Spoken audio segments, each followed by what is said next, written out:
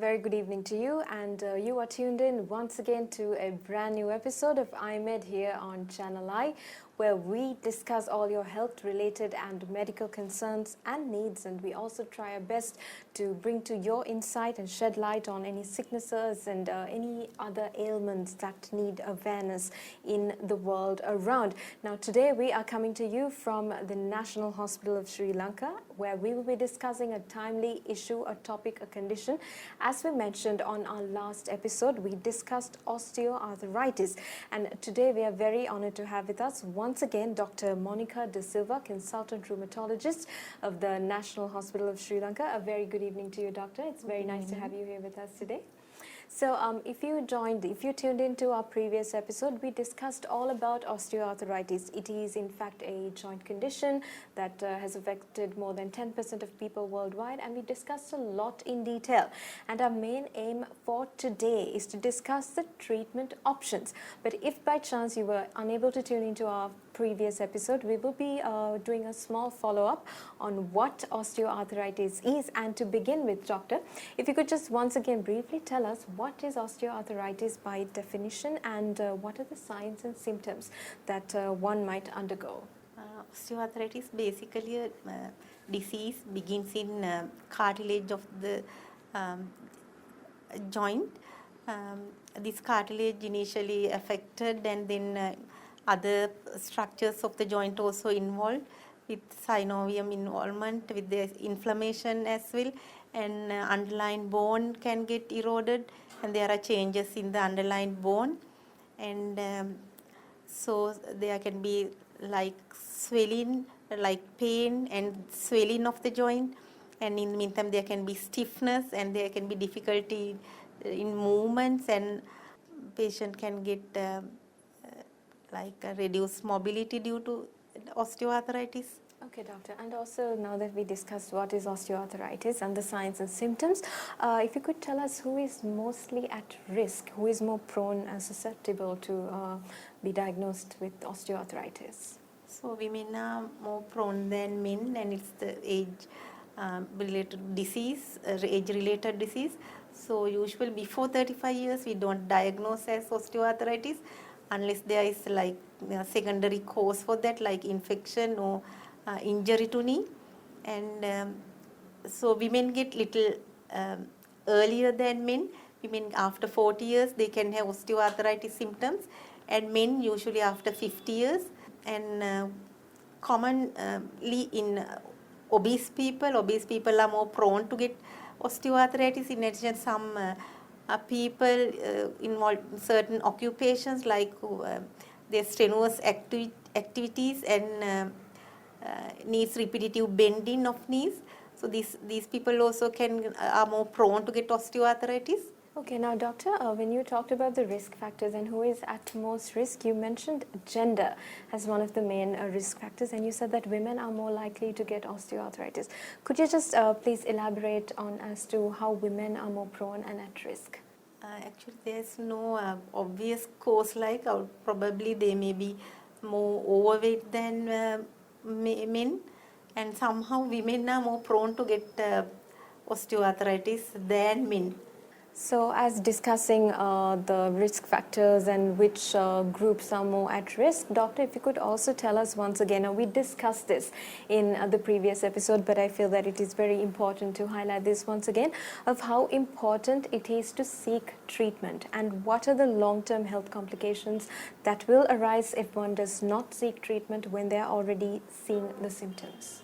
Getting treatment is important, one thing. So in early osteoarthritis, that stage can go on for years, so before getting severe symptoms. So in earlier, once diagnosed, so we had to treat with medication as well as certain other measures. We'll have to continue to like weight reduction and exercises. These things are important to reduce progression, and if osteoarthritis progresses, then the patient can have deformities in the joints and difficulty in movements, and they become disabled, and yes, due to these disabilities, they can have like mood disorders, sleep disturbances, and like fibromyalgia-like syndromes, like widespread pain syndromes. And in addition, due to difficulty in movement, they also can have a lot of psychosocial issues. And due to muscle weakness, they are more prone to get falls. Okay, so there are a lot of long-term health complications that would arise if one does not seek treatment at the right time. Now, talking about treatment, doctor, you mentioned on our previous episode that it is not curable entirely, but the fact that you can prolong the symptoms, I mean, the onset of the progression, or that you can alleviate your symptoms. Now, what are some of the available treatment options here in Sri Lanka, doctor, at the National Hospital of Sri Lanka? So actually, whatever available in worldwide, all things are available in Sri Lanka, because these measures. So there are things that are shown to reduce progression. So usually we practice evidence-based medicine, and there are things that reduce the progression and important in management. These things, if I mention, like pharmacological, so drug treatment, as well as non-drug treatment. Non-drug treatment is very important in osteoarthritis. One is exercises. When we say exercises, it's not only to the knee strengthening exercises are important, and in the meantime, like low impact exercises like walking, and it's better if they can like do some exercise like swimming. But here we don't have much facilities to do swimming. Somehow the exercises has to be done on regular basis, and even when we see, so we have to convince the patient to need of exercises, and we have to actually not just tell to do exercises, we have to direct them, and we have to find how accessible is patient to for these exercises, and we have to arrange a regular exercise program. So these things are little deficient in our setup, and these exercises always has to be combined with weight reduction and self-management, when only these are more effective. So weight reduction is very important. So these patients can't do much aerobic exercises, like exercises to reduce weight. So diet is the most important thing to reduce weight. So we have to have healthy diet pattern. So there's no a particular diet for arthritis, but healthy diet. So we are used to eat lot of starchy things, lot of rice, lot of the quantity matters. So we have to reduce the amount of rice or bread or other carbohydrates, and meantime we have to eat lot of vegetables, so whenever possible fruits, and to reduce amount of carbohydrates. And even the other like fish or egg, these are okay. So the most of us our people, they think that it's like either fish or meat or egg that causes obesity, but carbohydrates matter. So one very important to reduce the amount of carbohydrate consumed per day. So that's the dietary. So diet is very important.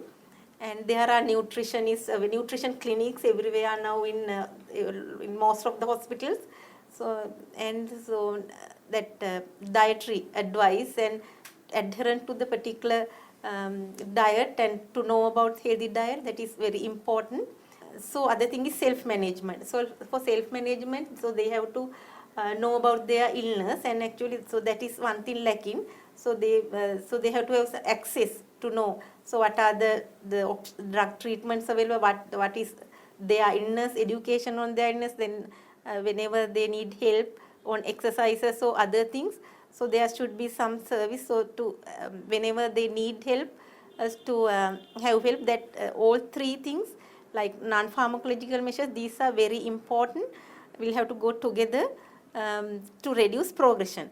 And in addition, if I speak about drug treatment, in 2019, there's American College of Rheumatology, this guidelines. Yeah, in the guidelines, that's what they have shown. So with evidence, the first things that I don't non-pharmacological measures, these are strongly recommended. And in addition, non-steroidal anti-inflammatory drugs, these are important. So, but so always when you are prescribing, so we'll have to know whether the patient is having cardiovascular risks and GI bleeding, chronic, if there's chronic renal disease, none of these drugs are used, can be used with these non-steroidal anti-inflammatory drugs if I name. So there are several like diclofenac, ibuprofen, etoricoxib, celecoxib. There are various non-steroidal anti-inflammatory, but these drugs and naproxen, and these drugs we have to use in minimum doses and minimum duration. But these drugs are helpful to reduce symptoms, and they are these are strongly recommended. And in addition to this medication, so intraarticular steroids. So it's steroid injection. Sometimes the patients don't like, so they have fear of getting injections, but not like monthly. So 3 injections per year can be allowed. So these things are also shown to reduce, these things are strongly recommended as drug treatment. And if these due to like chronic renal, if they can't tolerate in these NSAIDs or non-steroid anti-inflammatory drugs, then paracetamol, but it's like minimum doses, they can continue. And in addition, the local application of these NSAIDs, though these local applications are okay because these don't absorb to the system. So even in chronic renal disease, so we can use these local application, and these are also strongly recommended medications. Indeed, doctor. So now we discussed a lot about the treatment options, starting from our lifestyle management to the medication aspect of it. Now, doctor, I would like to revisit the lifestyle management part there, because you mentioned earlier that one of the risk factors, like gender plays a big role, is also the occupation. So occupational changes are also very important, I assume. So does that mean somebody will have to constantly, like instantly change their profession if it's a monotonous job that requires you doing performing a certain thing that damages your joints? Or do you think there's a better way to go about it, doctor? So actually those involved in strenuous activities, they are more prone to get, and those who do high impact exercises, they are more, but certain occupations, so like involving wrist, and so they can, and they can have like one joint called carpometacarpal joint. These joints can be affected according to their occupation. So it's secondary to damage. So they can have secondary osteoarthritis. In these joints, the primary osteoarthritis is not common, but due to occupation, they can have this joint damage and osteoarthritis. But change in, if in that kind of occupation, if there is like damaging, then will be possible to change the job. Otherwise, so like mostly the manual laborers, though it will be difficult for them to, and farmers, there will be difficulties in changing the occupation. Indeed, doctor. So talking about lifestyle changes, now moving on to the medical aspect that you just described, you mentioned that you talked about NSAIDs, right? And you mentioned that things like paracetamol can be taken in small doses. Now, what are the long-term side effects of taking medication over a long period of time to alleviate the symptoms?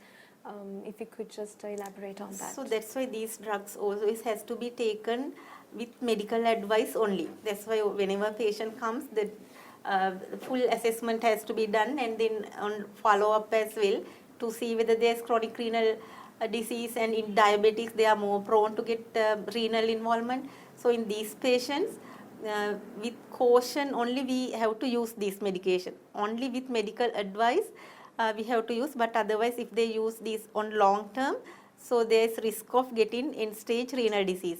So always with, and if there is chronic renal disease, so we can go for steroid injections, and other measures like paracetamol also, it has to be minimal. So it only on requirement basis they can continue this, and with medical advice. Okay, indeed, doctor. Now we discussed lifestyle management and also the medication aspect of it. Now, for anyone who is suffering from osteoarthritis, who's been diagnosed, who's visited the doctor, if it's at a severe stage, as we discussed in our previous episode, there comes the option of surgery. Could you just tell us a little bit into when the option of surgery is presented and who is asked to go for surgery, and is it always an option that is considered, and what is the success rate? Does it really make a huge difference? So before going for surgery, so usually we can try this other. So if there is availability of surgery, so that's fine. So because it reduces pain 100%. So rather than waiting like till get all the deformities, it's better if there is rest pain. So it's not possible to continue these NSAIDs, and other medications are not effective in that case. So surgery is helpful because it relieves pain 100%. But so there are lot of other measures as to other treatment methods we can try before going for surgery, because I could mention. So though these are not really strongly recommended, so one thing is not strongly because there are not enough studies to assess the effectiveness. So other things like physical therapy. So these are like conditionally recommended things like heat therapy, cold therapy, and the diathermy. So these physical measures, and the I think other thing I could mention, canes or assisted walking aids. These are helpful, and these are also strongly recommended, and braces. But sometimes these, though we say, so it may be difficult to find, and sometimes they may have difficulty to use these things. And braces and assistive devices like canes, these are also strongly recommended. And in addition, there are other therapies like glucosamines and other therapies as well. These are mostly so also not shown the effectiveness in studies, but still patients have the symptom relief and they feel better. So still, so these are in use as like nutrition supplementation. And other thing is like something like PRP, platelet-rich plasma. These injections also are not strongly recommended, but it's conditionally recommended because there are no good quality studies to compare. So there are other things as well, and like yoga, these are mind-body exercises. These are also helpful. But Tai Chi, they have shown that with studies, there's a strong recommendation. But like these are also kind of mind-body exercises, and with the slow breathing and slow movements. So these these are shown to be have a strong shows strong recommendation. So lot of things that other conditionally recommended and other things are not recommended, but still there may be effectiveness because there are not enough studies done, and it's like long-term disease, and then it's difficult to measure. Sometimes difficult to measure the effectiveness. So lot of things has to be done, but ultimately, but before going into the deformed stage, so surgery is if possible, but the problem is like it's costly surgery, and the hospital the surgeries are done, but it's like number is little smaller. So, as you described, doctor, it always comes down to the point of early diagnosis when you are seeing symptoms and to seek treatment, because at the end of the day, it's a matter of alleviating your symptoms and prolonging the onset of it. Now, doctor, you discussed almost all the available treatment options.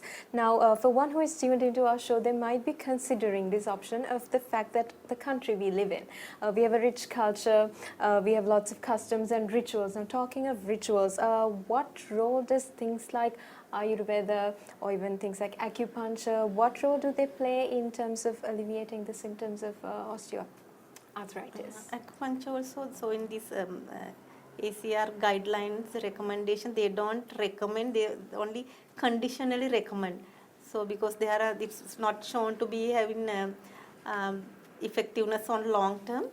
But Ayurvedic treatment, there are no studies done, but the local treatments will be, we don't discourage. So there may be some effect, but without studies we don't know whether there's real effectiveness. But like like physical, one thing is like physical therapy, heat and cold, so there should be some effective in that way as well. But in addition, there can be some herbal effect.